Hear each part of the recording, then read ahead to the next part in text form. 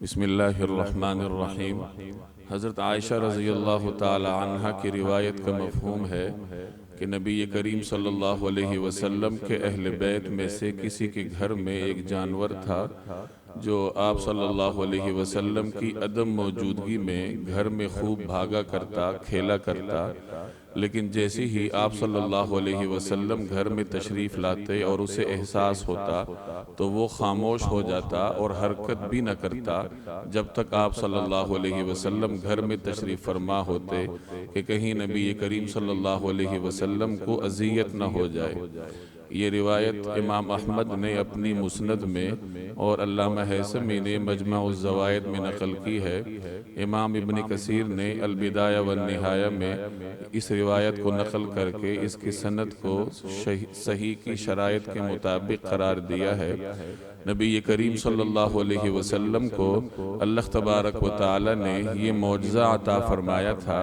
کہ حیوانات جن کو ہم بے عقل اور بے شعور کہتے ہیں، اللہ تعالیٰ نے ان بے شعور حیوانات کو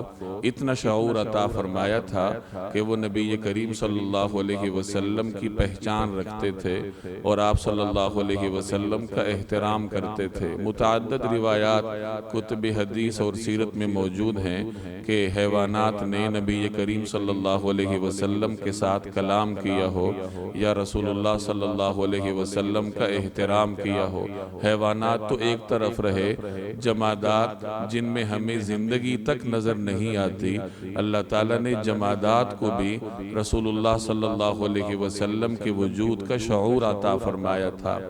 آج جو ہم نے روایت پڑھی ہے یہ بھی اسی نوعیت کی ہے۔ حضرت عائشہ رضی اللہ تعالی عنہ فرماتی ہیں کہ نبی کریم صلی اللہ علیہ وسلم کے اہل بیت میں سے کسی کے گھر میں ایک جانور تھا۔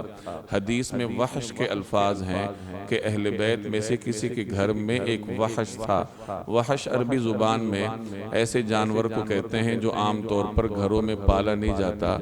ہرن ہو گیا یا کوئی اور ایسا جانور ہوا جسے جنگلی جانور کہا جا سکتا ہے، تو اس نوعیت کا کوئی جانور تھا اہل بیت میں سے کسی کے گھر میں۔ تو آپ صلی اللہ علیہ وسلم جب گھر میں نہ ہوتے